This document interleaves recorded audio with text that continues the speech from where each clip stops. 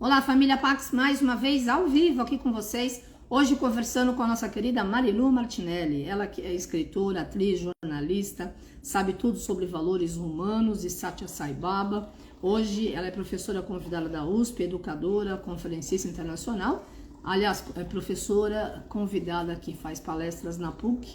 E eu agradeço a todos vocês que têm nos acompanhado. E a querida Marilu, que está com a gente há mais de 30 anos na história da Pax. E hoje ela fala sobre livre-arbítrio, ônus e bônus. Vamos dar boas-vindas à querida Marilu Martinelli, para que a gente, super agradável, está marcando 27 graus, pós o eclipse aqui em São Paulo. Vamos lá? Come on, anjinhos da Technology. Hey, Marilu, tudo bem? Oi, tudo bom? Tudo ótimo, e você? Eu também, graças a Deus. Fiquei um fim de semana mexida, sabe? É? Meio flutuante, a flor da pele. Eu acho que era o eclipse, viu? Ah, com certeza, imagino, com certeza. Você Tá tá tudo muito sentindo, forte, não? né? É, foi muito forte mesmo. É. Que ele Mudança. leve o que não era para ficar, né, Carmen? É. Vamos pedir a Deus que tenha realmente conseguido fazer uma limpeza. Amém, né? Amém. Que realmente Não porque a é? não, eu nem fale. Esperemos em Deus que tenha, pelo menos. Bom, agora vamos aguardar, porque 3 meses para frente ainda a gente vai ter o É, efeito, né?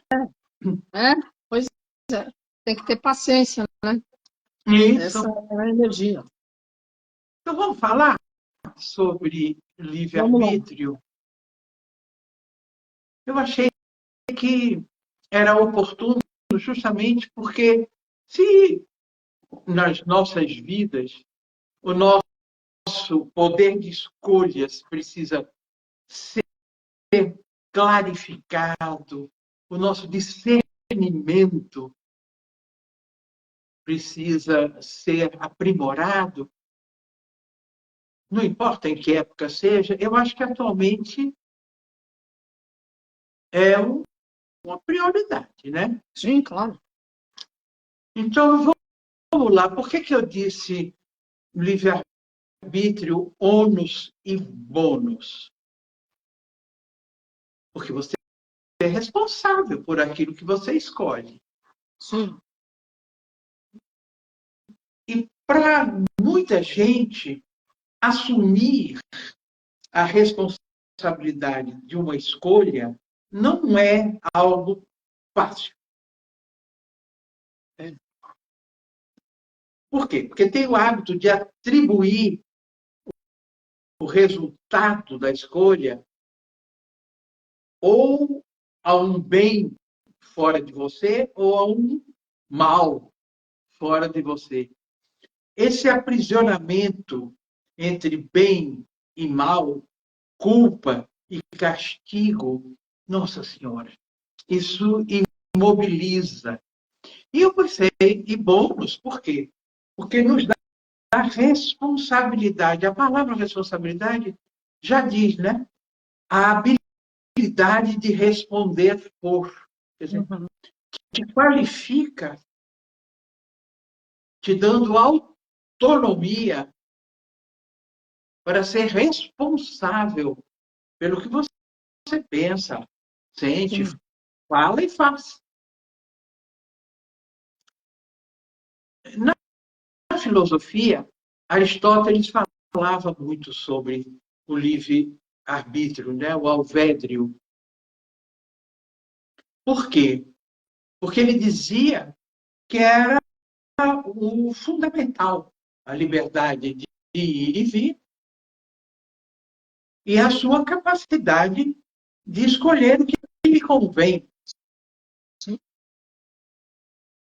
Aí você tinha Santo Agostinho, que é um filósofo que eu gosto muito.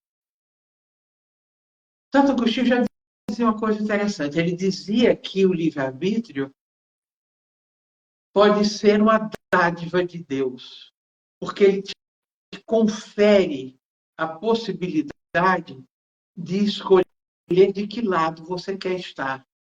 Uhum. A serviço do quê? Me lembra as lendas do rei Arthur, né? A quem serve o Graal? É a pergunta que o jovem Parsifal faz quando vê o cálice luminoso, né? E aquela voz pergunta para ele: a quem serve o Graal? Aí ele diz: a ti, meu senhor. Né? É uma escolha, né? Sim. Complicada, complexa, melhor dizendo. Aí você tem Baruch Spinoza, que tem uma definição interessante também. Ele diz que o livre-arbítrio está ligado à livre vontade e, consequentemente, à livre escolha. Ele diz, como não existe a liberdade de uma vontade absoluta, porque você nunca sabe exatamente onde se enraizam os seus quereres, os seus desejos, então o livre-arbítrio será sempre uma questão.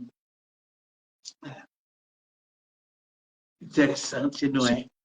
Sim. E verdadeiro. Extremamente verdadeiro. Eu adoro Spinoza. Adoro, eu acho ele interessantíssimo. Aí, pensando na nossa conversa de hoje, querida, eu me lembrei do que, para nós ocidentais, vem a ser o fundamento, a raiz do livre-arbítrio e da importância extraordinária da mitologia. Sim. Por quê? Porque nós, ocidentais, entre outras questões, temos essa questão do livre-arbítrio muito ligada ao mito, consta na Gênesis, da criação. O mito da formação de Adão e Eva, da humanidade, da natureza, que, na verdade, nem é um mito hebreu. Não sei se você sabia disso, e os nossos amigos. É um mito caldeu. É. Porque, na realidade, quando Moisés, esse ser maravilhoso, esse legislador, esse criador de um povo, né, que reuniu as 12 tribos de Israel, os hebreus, né, e que criou o alfabeto hebraico, as letras de fogo, os iodes. Ele foi um homem extraordinário, não só porque escreveu o Pentateuco, os 5 livros, não é? Da Bíblia, mas que já seria mais do que suficiente. Mas ele foi de uma habilidade. Quando ele resolveu escrever a Gênesis, o que é que ele faz? Ele escolhe 5 cabeças diferentes. Por isso você vai encontrar na Gênesis muitas incoerências. Você vai dizer, pô, mas não foi bem dito isso no primeiro? Vai, por quê? Porque eram pessoas ligadas a outras culturas, a culturas diferentes, mas escolhidas por ele exatamente por causa disso, para dar vários ângulos de visão. Legal. Ele, Moisés, conhecia o mito caldeu, até porque as religiões de raiz abraâmica têm que conhecer, porque Ur da Caldeia não foi? Sim. A terra dele, não é? De Abraão e Sara, o sacerdote Mor, Terá, era o pai deles. Olha que coisa incrível, né? Caldeus formam uma nação hebreia. Porque ali, aquele povo daquela região da Mesopotâmia era um povo formado por várias mitologias, várias geografias, várias visões de mundo. Então, você tinha os assírios, você tinha os etíopes, você tinha os caldeus, né? E os hebreus, depois, os cananeus. Na verdade, por que eu digo que se enraiza na mitologia? Porque foi esse mito de Adão e Eva que faz com que você tenha uma visão não muito clara do que vem a ser o arbítrio, ou seja, o poder de escolha, o discernimento. Por quê? Porque parte de uma proibição. O que diz o mito? O mito diz que o Éden era um jardim maravilhoso de delícias, de belezas e tal, que tinha todos os tipos de flores, frutos e animais, e que Adão dominou os animais, dominou os frutos, essa coisa toda, mas Adão não podia, nem Eva, que até então não existia, mas ele foi avisado, e depois que ela teria sido extraída de sua costela, também, de que havia uma árvore da qual eles não poderiam comer o fruto, que era a árvore do conhecimento. Muito bem. Interessante também, porque na Gênesis você vai ter uma versão de que a Eva nasce antes. Tem uma versão. Mas a que prevalece é que ele nasce antes. Ele nascer da costela dela, você pode ter interpretações, e vários teólogos já fizeram inúmeras. Dentre elas, se você pensar bem, foi a primeira operação baseada no quê? Em celotronco. Sim. Porque ela não nasce da costela dele, ou seja, da substância das células contidas na costela dele.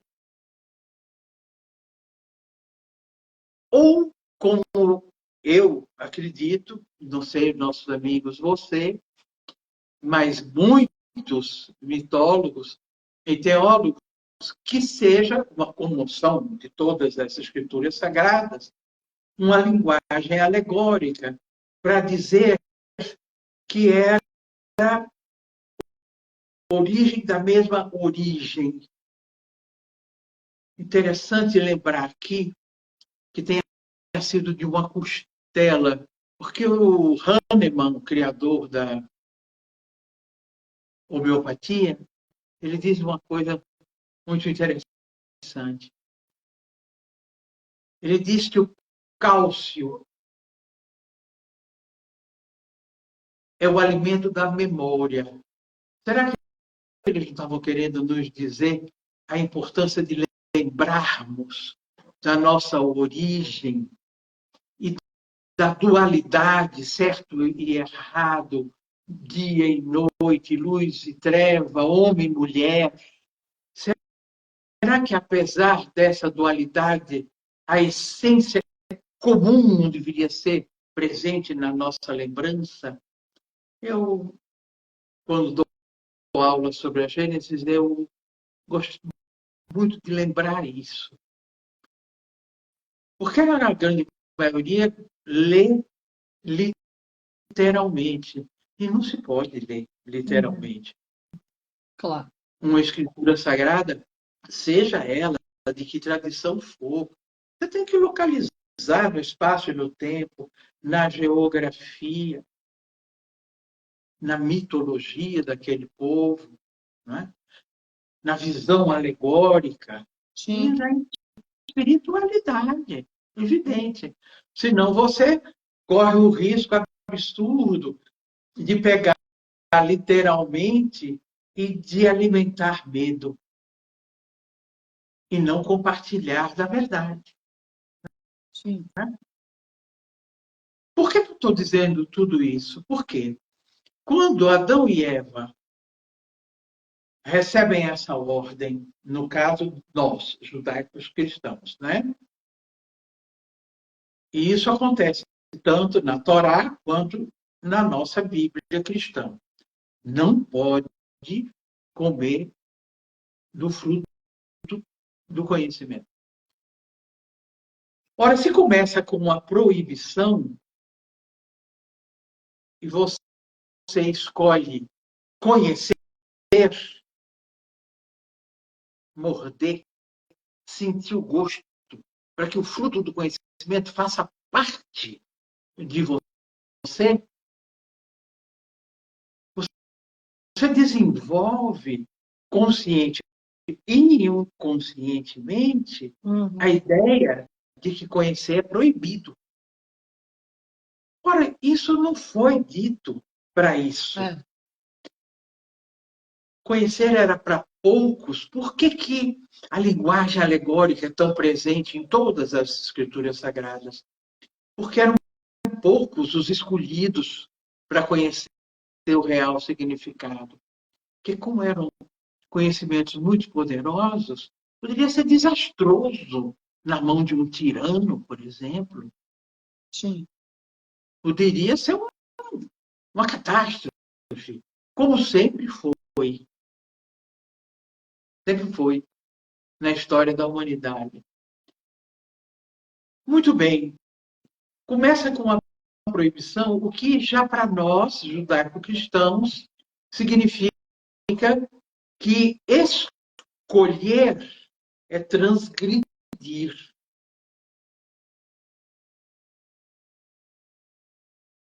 Transgredir o quê?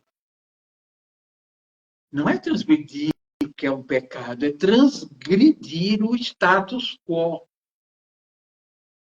Aquilo que é unânime. Na história da humanidade, só evoluiu a partir de 144 mil, que deles parte a evolução da coletividade total, aquele que transgrediu.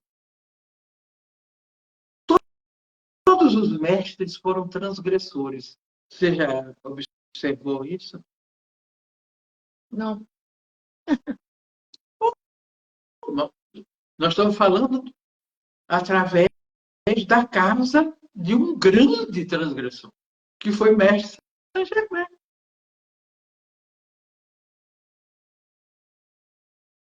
O que é o alquimista, senão aquele que busca transgredir para que a cegueira não prevaleça, para que a ignorância, as falsas versões, não nos embotem o raciocínio? Jesus, você que é transgressor mais extraordinário, e numa época como essa em que nós estamos vivendo, minha querida, meus queridos todos e todas, onde nós temos uma inversão de valores,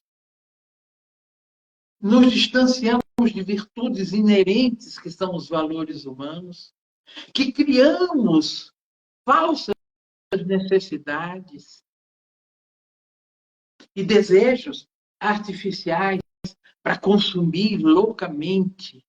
E colocamos por trás disso, então, ter muito mais importante do que ser, porque quanto mais eu tenho, mais eu sou significativa, mais eu tenho lugar na sociedade.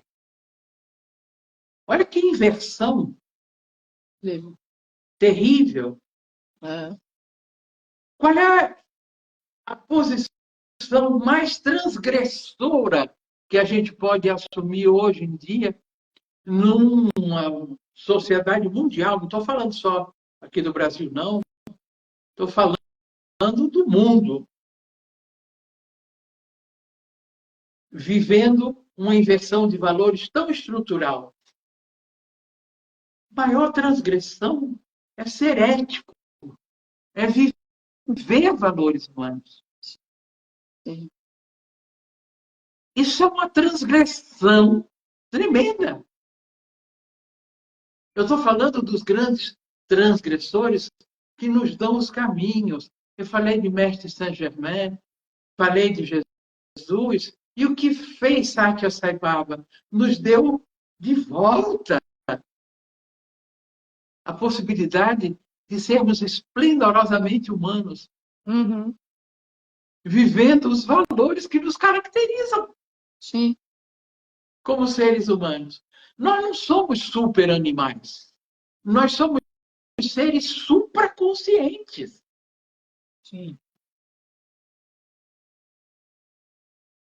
E a gente só é ser supraconsciente porque você pode escolher. Porque você tem o arbítrio.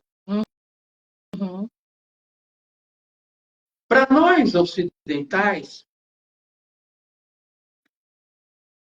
o poder de escolha, assim como para os orientais também, mas ele para nós é ônus, porque ele vem de uma desobediência. Mas como foi manipulado, veja bem, não foi uma transgressão para uma elevação, foi uma transgressão para punição. Então, Adão e Eva foram expulsos do paraíso.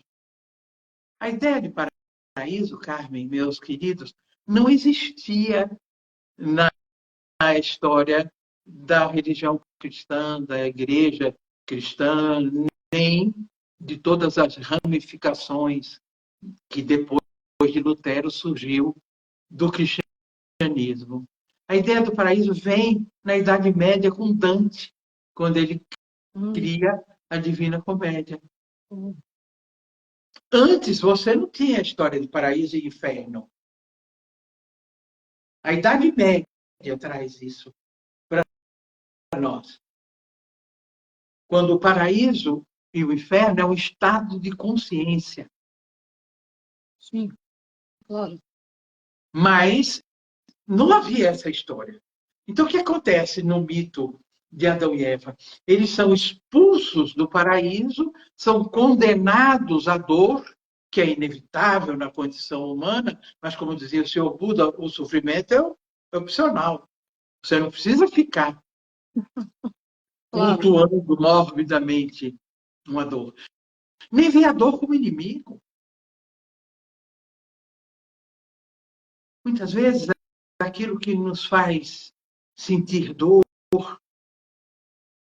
e, consequentemente, sofrer, é aquilo que o nosso ego, personalidade, queria que fosse, mas que não é. Ou não? É. Muitas vezes é isso. É a nossa dificuldade de escolher o que é, porque estamos cegos pelos desejos de que seja.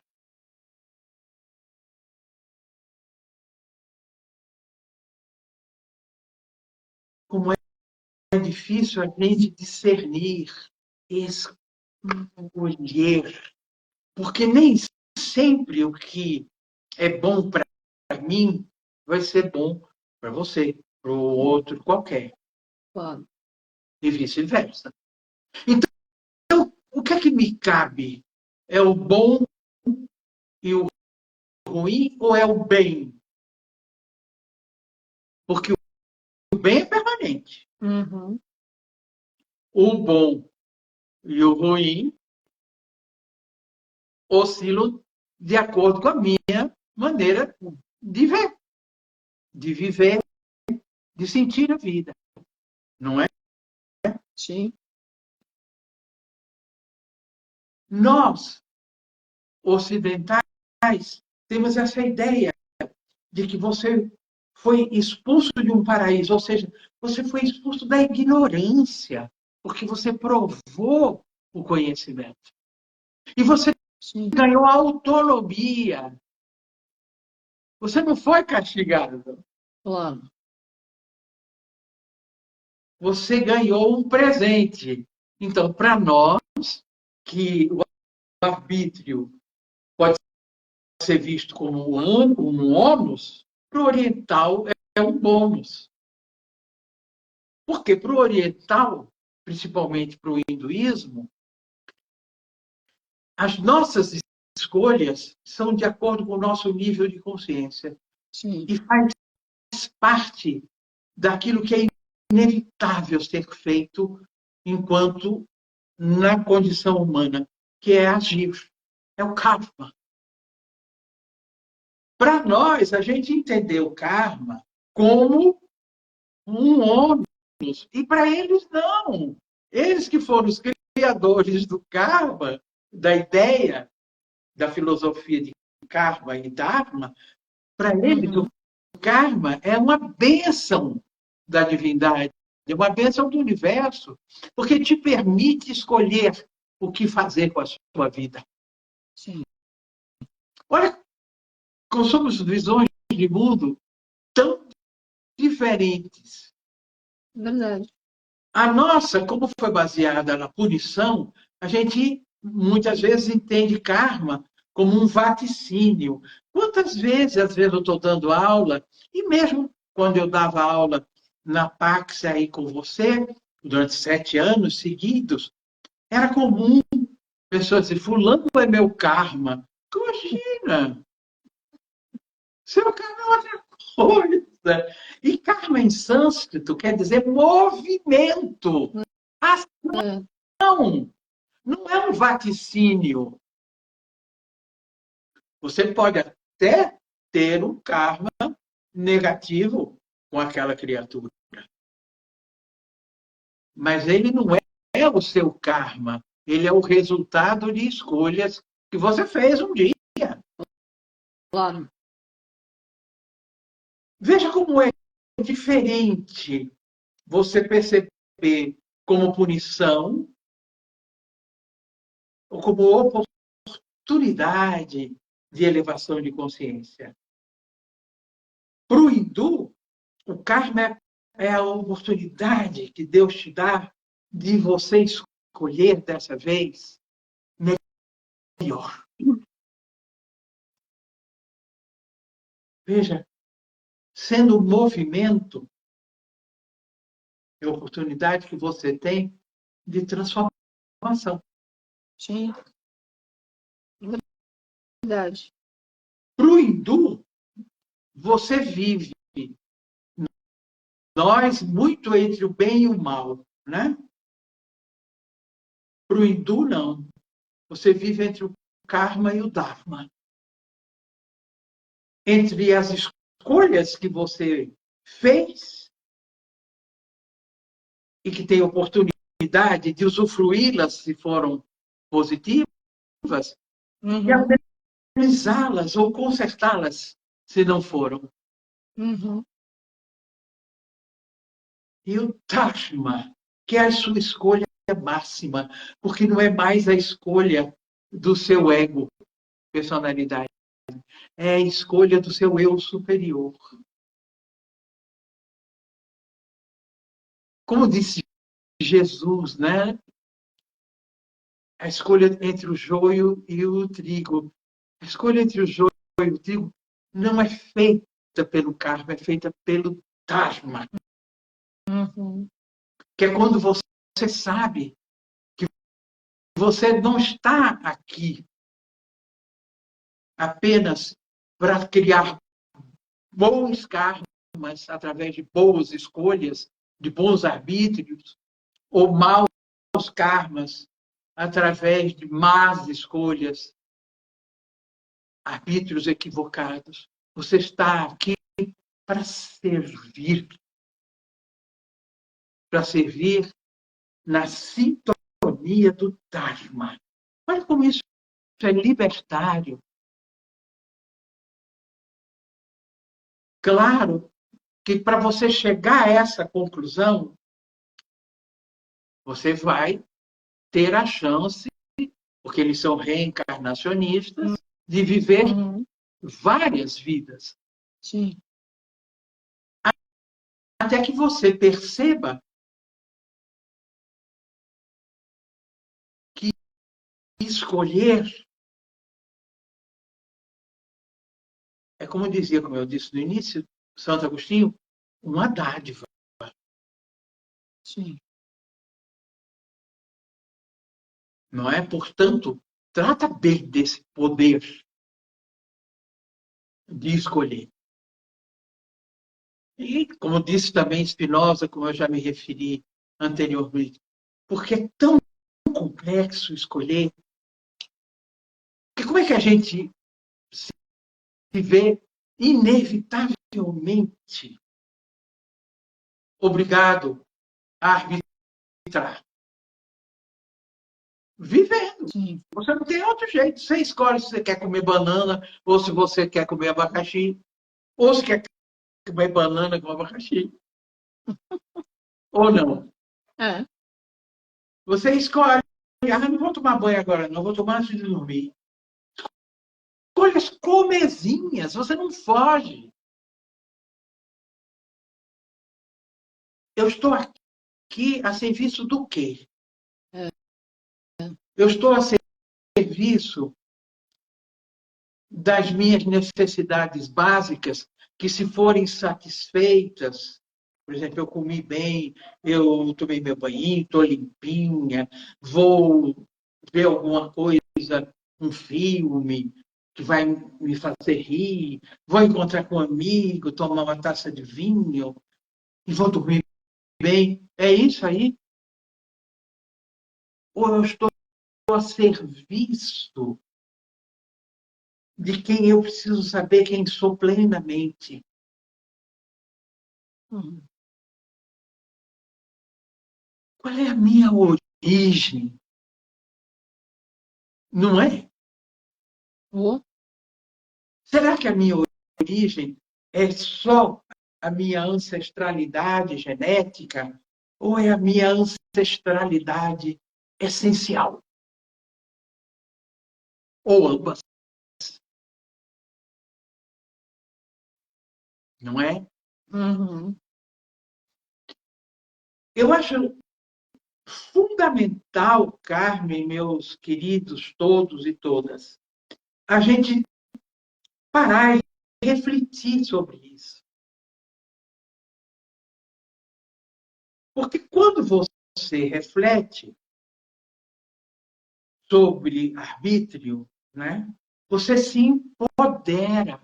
Você não é mais coitadinho, foi você que escolheu. Porque, como dizem os hindus, se no teu conglomerado kármico encontrar com determinada pessoa ou situação, veio, não foi para punir, veio, foi para você resolver. Uhum. Foi a mesma situação se apresentando quando você tenha um nível de consciência melhor. Ou para te propiciar um crescimento, uma elevação de consciência. Veja como o fato de você ver karma, ação, movimento, como diz Sri Vivekananda e as Upanishads, como um presente, um dom divino, Uhum. uma misericórdia, do que você vê como uma punição, um castigo. Você cria perante você mesma, perante você mesmo, uma visão diametralmente oposta do seu exercício, do seu poder de escolhas. Você não vira mais vítima, como é tão comum hoje em dia, existe até um culto à vitimação. Você já observou? Sim, infelizmente. E não ainda num mundo onde a disputa nos leva à destruição, porque a gente não está percebendo que, em última instância, o que é a disputa? É a aniquilação, Sim. não é? Oh. Então, se você vive de disputa, e você vive acuado,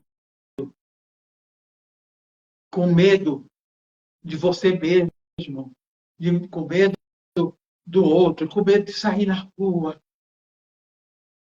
com medo de escolher e escolher errado. Olha que horror. Você vive ou você está prisioneiro? Você não está vivendo. Você tem mais medo da vida do que amor por ela. Sim. Então, se você tem pavor de escolher, eu me lembro, a primeira vez que eu vi uma indecisão elevada à enésima potência, eu estava levando um grupo para a Índia, que, como você sabe, talvez nossos amigos não saibam, durante muitos anos eu levei, fazendo uma viagem histórica, antropológica e espiritual, eu levava grupos. Então, tinha sempre um dia que era livre, né? Para que as pessoas em cada cidade fizessem compras para levar presentes para os seus queridos e tudo mais, ou para si, enfim, lembranças. Quem é que não quer trazer um souvenir, né? E quem é que não quer dizer para alguém que ama, olha, eu estava lá, mas eu lembrei de você, né? Precisa ser muito pouco generoso, né? Porque, de um modo geral, para mim, pelo menos é inevitável. Eu vejo, olha, isso aqui, por exemplo, a Carmen podia gostar. Acontece com a maioria, né? Aí tinha uma moça que, como ela não sabia falar inglês, nem outra língua qualquer, então ela me pediu ajuda. Ela queria comprar um tecido para fazer o vestido dela para o casamento da filha. E comprar o tecido para fazer o vestido de noiva da filha. Eu disse, eu me sinto honrada, claro, vou com você, sim. Carmen, meus amigos, minhas amigas, esta criatura, eu levei-a a várias lojas em Bangalore, lojas que eu conheço, até tenho amizade com essas pessoas, sedas maravilhosas, sedas de Mahabalipuram, que é a melhor seda da Índia. Essa criatura fez a vendedora descer o estoque da loja. Né? E ela, essa é bonita, aquela lá também. O que é que você acha? Eu digo, acho bonita. Essa aqui não é assim. Essa aqui é assim. Pumba! Ficamos mais do que uma hora.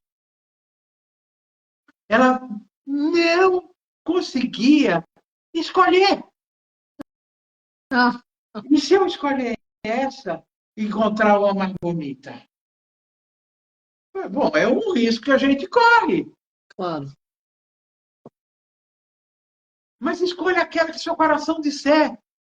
Ai, que linda, minha filha vai ficar linda nessa roupa. Pronto, essa daí você não erra. Não se condicione, criatura. Já o arrependimento da sua escolha. Se conecte com o prazer de ter escolhido, com todo amor e carinho, uma coisa da sua filha. Ai, e a minha? E a que eu vou escolher para mim? A mesma coisa. Se o seu coração disse, isso aqui vai ficar lindo no modelo que eu escolhi e tal, escolhe essa. Você já está apostando que você vai morrer de arrependimento? Isso é a conexão com a vitimação, com a ideia de que a escolha pode ser punição. Uhum. Percebe, Carmen, por que eu comecei falando do mito? Sim. Porque muita gente pensa que mitologia, eu me especializei mitologia universal. Por quê? Porque foi a primeira demonstração de todos os povos de querer saber quem ele é, de onde vem, o que é que está fazendo aqui, por que reage dessa maneira, por que reage daquela. Mostrou para nós, humanos, todas elas, a nossa inquietação de saber a nossa origem. Não existe um povo, por mais antigo que seja, e que esteja vivendo atualmente de uma maneira meio outsider, como são os povos africanos, ainda embrenhados em selvas ou nômades de deserto, não existe, nem nos povos originários indígenas, sejam norte-americanos, sejam brasileiros, sejam do altiplano, seja da América Central, que não tem os seus mitos de criação. Não existe. A gente só fala dos mitos de criação gregos, egípcios, hindus, persas. Conhecemos os mitos de criação iorubá. Por quê? Porque os nossos irmãos africanos chegando aqui e as tradições iorubá, jeje, banto, se sobressaíram e se transformaram em todas as formas de culto que a gente conhece de matriz africana. Embora ainda exista a Angola, ainda você tem na ilha de Taparica os ritos africanos originários de Angola, tem as misturas disso tudo, como acontece no Maranhão, e por aí vai. Mas o que eu quero dizer, não existe um aglomerado humano que não tenha construído junto, pelo que sente, pelo que observa, pela sua estupefação diante da vida, pela sua necessidade de escolher, desde o mais comezinho até o mais elevado desafio. Escolher enfrento ou fujo dele? O que é que eu faço? Todos nós temos esse conflito interno. Você repara como é comum, muitas vezes, conversando. Menina, estou diante de um desafio. O que é que eu estou dizendo? Ela dizendo para mim ou eu para ela? Estou diante de uma necessidade de escolher.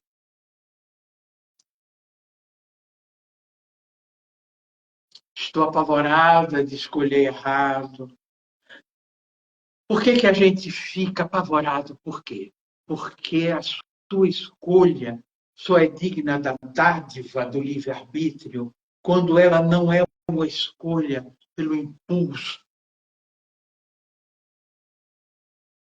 Ela é uma escolha onde você entrou em você o mais profundo que conseguiu. E sem medo.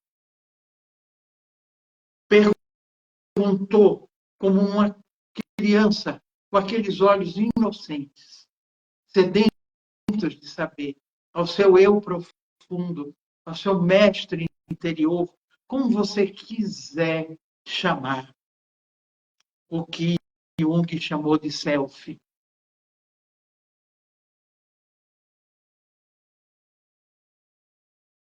Para onde eu vou?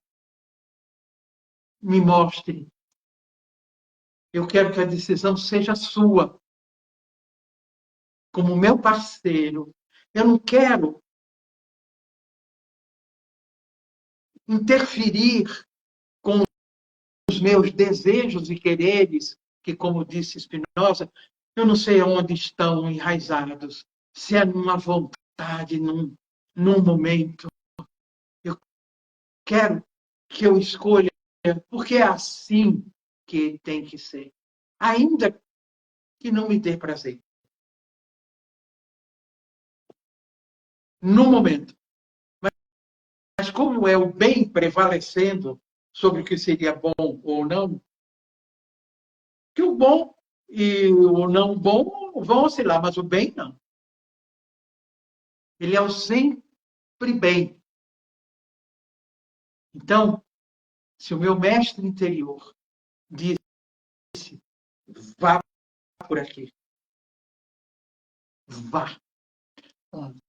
Eu acredito, sabe, Carmen, até disse isso numa palestra que eu fiz a semana passada, que o grande diferencial que vai nos caracterizar como seres humanos que deram um passo à frente ou subiram um degrau no seu nível de consciência,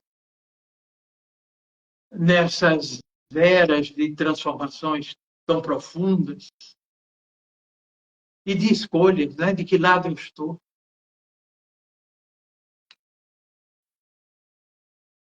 Vai ser, não é o penso, logo existo, do Descartes, com todo respeito a ele. Vai ser, sinto, logo sou. Amiga, isso vai fazer uma diferença, porque você vai acreditar em seus níveis superiores de inteligência. Sua intuição, ela assume mais poder em sua vida. Como dizia Jung, a intuição é o grau mais elevado da inteligência, porque ela é fruto da abrangência da sua comunhão consciente com diferentes dimensões. Por que a gente tem medo da intuição? Começa a dizer assim, isso é coisa da minha cabeça. Não é? É. Porque a intuição foge do padrão. E muitas vezes ela foge daquilo que ela está te dizendo, daquilo que você é cômodo, do que você até saberia administrar com mais facilidade. Ela vem revolucionando a situação. Aí você... é coisa minha. Aí não faz, se arrepende total e completamente. Porque quando a gente tem medo de escolher, ou seja, de arbitrar, a primeira negação é a negação da sua condição humana plena. Você se nega a reconhecer que você é capaz de viver a excelência. Isso não significa que você vai acertar 100%. Lógico. Mas significa que mesmo não acertando na sua escolha, você percebeu que aquele equívoco vai lhe ensinar como não fazer de novo. Você não vai ficar na vitimação. Ai, coitada de mim. Ai, eu sou mesmo uma vítima. Não dou um adentro. Eu me lembro dessa moça que ela era assídua nas nossas aulas de sextas-feiras na Pax. Como ela gostava de ser coitada. Ela achava ser coitada ao máximo, a ponto de competir quem era mais coitado. Ela ou uma outra. Mas você reparou que isso está ficando corriqueiro? As pessoas disputam tudo. É um absurdo. Disputam até quem foi mais infeliz. Você reparou? É. Você conta para alguém, menina, olha, eu andei aí refletindo muito, me vi diante de impasses difíceis e tal. Foi um momento sofrido, mas eu venci. Aí o outro. Isso não é nada. Você precisa ver o meu. Bom, ele tem que ganhar até do sofrimento do outro. Quanto mais você foge da sua autonomia, da sua capacidade de arbitrar sobre sua vida, de escolher seus caminhos e de confiar que você não está só, que você não é só. Uhum. Se você lembrar que cada um de nós, em nossa mônada, somos 144 mil, e que cada um de nós, quando encarna, vem 12 emanações nossas. Ou seja, 12 extensões de nossa alma. Eu estou compartilhando com vocês o ensinamento de mestre Dilroy Kur, o tibetano, que assim inspirou a nossa Alice Bailey, que generosamente nos dá esse ensinamento. Pensa um pouquinho, que muitas vezes, quando você sente uma agonia, você não sabe muito bem de onde ela veio, pode ser a agonia dessa extensão da sua alma. Pensa bem. Uhum. Ou quando, de repente, você é tomado de uma euforia, pode ser que esteja acontecendo para alguma extensão da sua alma algo de muito bom. E você, como é ela, não deixa de repercutir em você. Eu assisti um programa de televisão que eu achei um presente. Eu não costumo ver esse programa nunca. Mas como eu vi que os homenageados seriam Caetano Veloso e Maria Bethânia, que eu amo profundamente, admiro profundamente, dois transgressores maravilhosos. Eu digo, eu vou ver. E Bethânia contou uma história linda. Ela disse que sempre teve uma enorme inquietação espiritual, uma devoção enorme por Mãe Maria, e ela tinha uma atração imensa pelo candomblé. Então, quando ela conheceu Mãe Menininha disse a ela, você tem um irmão. Ele é mais velho que você, mas ele é sua alma gêmea. Vocês são um só. Gêmeos de gravidez diferente. Você, se quiser fazer a iniciação, como você disse que quer, ele tem que fazer com você. Porque a sua alma é a alma dele. E a alma dele é a sua. Que lindo. Veja, mestre de Walcourt diz através de Alice Bailey, uma intelectual, uma psicóloga, o mesmo ensinamento que a sabedoria de uma menininha, quem eu reverencio profundamente. Quando eu era atriz, ela mandou para mim, eu não tive a graça de conhecê-la pessoalmente, mas ela mandou para mim, através do pai do Marcos Paulo, um patuá e mandou o seguinte recado, diga a ela que eu gosto muito dela. Na hora eu fiquei com os olhos cheios d'água. É lógico. Entendeu? Até porque amor, vindo de onde vier e como vier, é sempre muito bem-vindo. Mas de uma mulher tão emblemática na cultura brasileira. E eu estou compartilhando isso com vocês, porque na hora que eu vi Bethânia contar sábado isso, Carmen, eu lembrei, a sabedoria não escolhe raça, não escolhe tradição, não escolhe religião, sabedoria é uma só, não é? Basta que os nossos corações e as nossas mentes se humildem, usando esse neologismo que foi criado por um grande amigo desencarnado, que foi o professor José Hermógenes. Humildade. Que neologismo bonito, né? É colocar o coração, o seu intelecto, aos pés do seu eu superior, aos pés do divino em você.